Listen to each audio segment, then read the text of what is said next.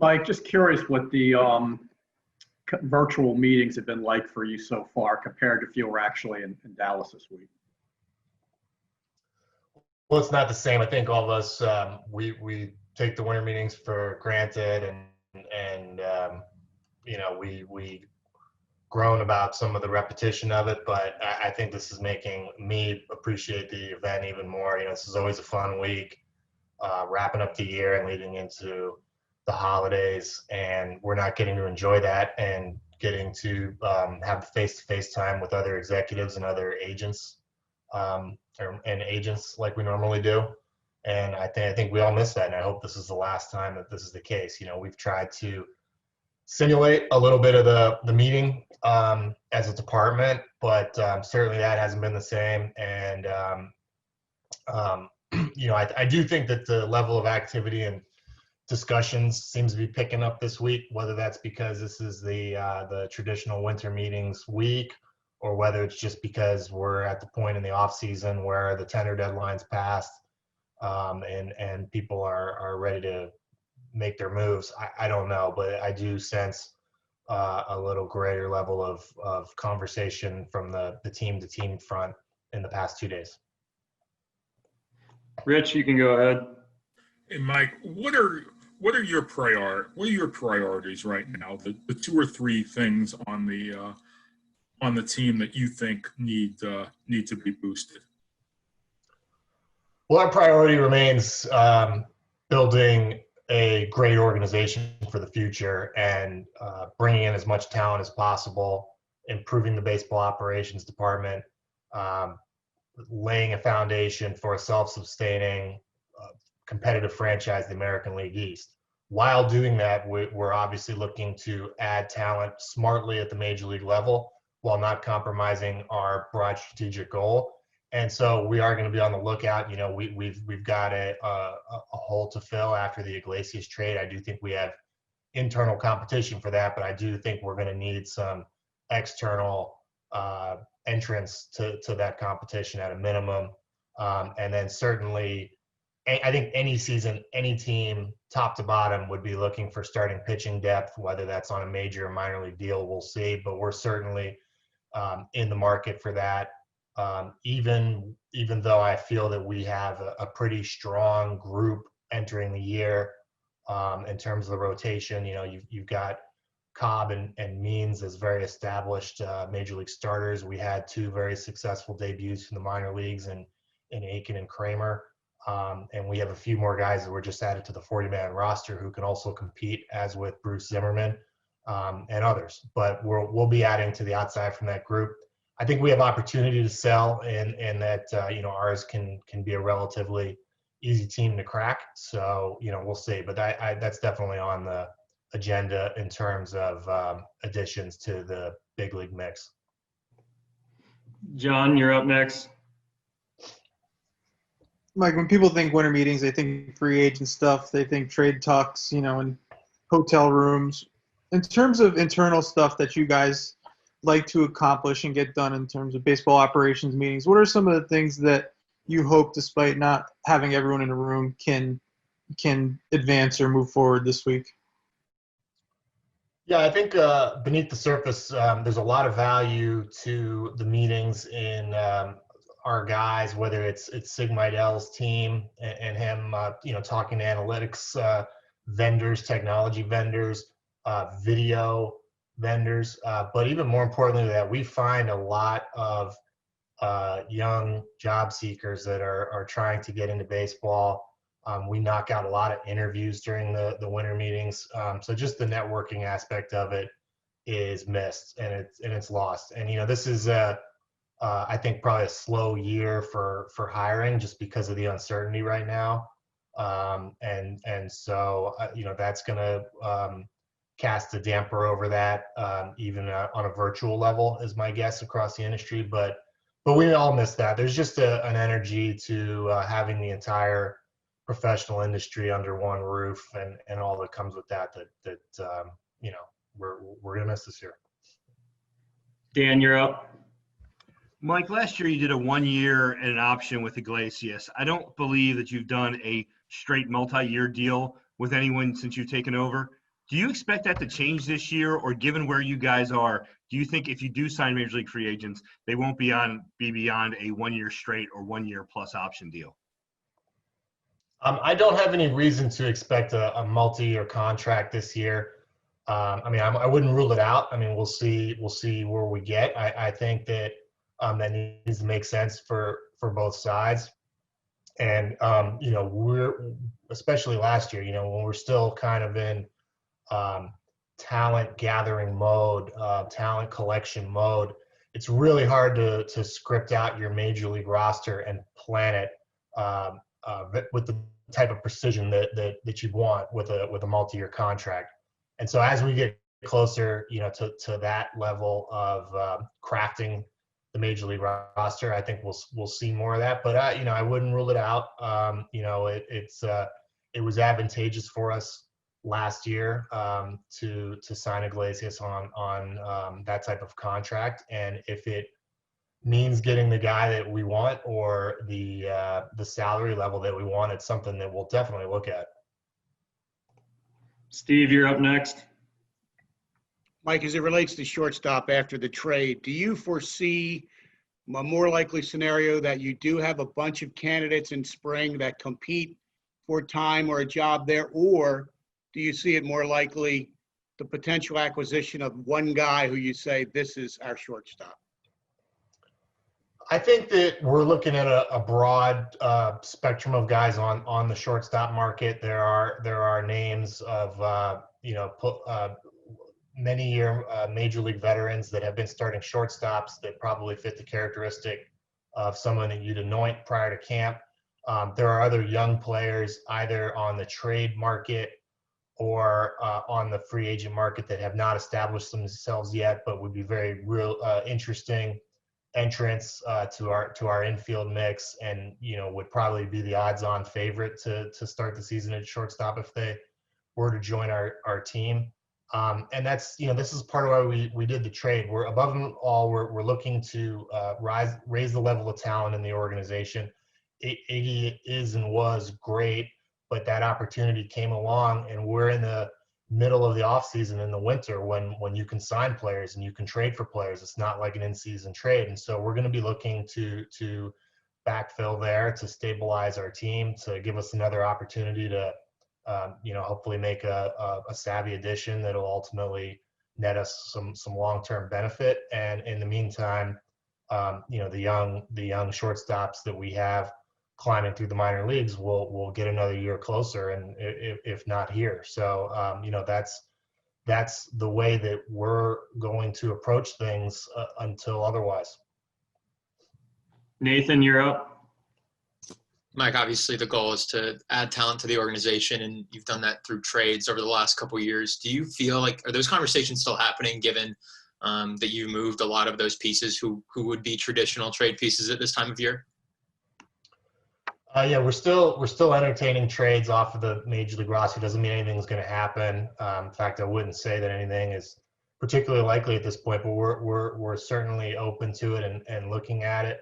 I think everyone who follows baseball understands that you know, when someone is approaching the end of their contract, like Iggy, you know, 1 year left for a rebuilding club, that's a much different calculus than when we have young players that are 2 years into their career, 3 years into their career, and have the opportunity to be here when we turn the corner and make it back to the playoffs.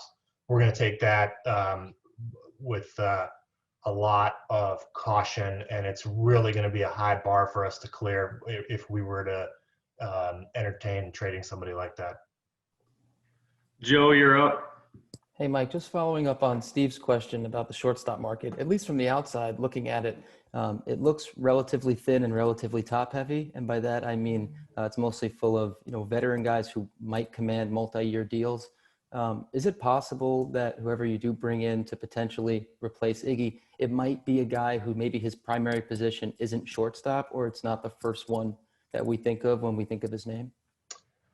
There are definitely a few players on the list that you know, are known more for their versatility than for having been primary shortstops, like I was saying earlier. And we've got guys on our team like that right now. I mean, I think that Yolmer Sanchez is going to be really interesting to see when he's over at shortstop in spring training. I'm not saying we're counting on that or penciling it in, but there are a lot of players nowadays that have that type of versatility to move around the diamond, have that type of agility, arm strength, but they've been, better at second base or had more experience at second base or at third.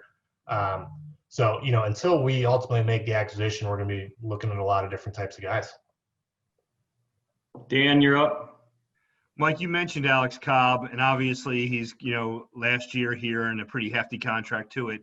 How difficult will it be to move him, do you think, this year, if you guys want to do that, based on the uncertainty of finances with other teams? Does that make it somewhat difficult to do so?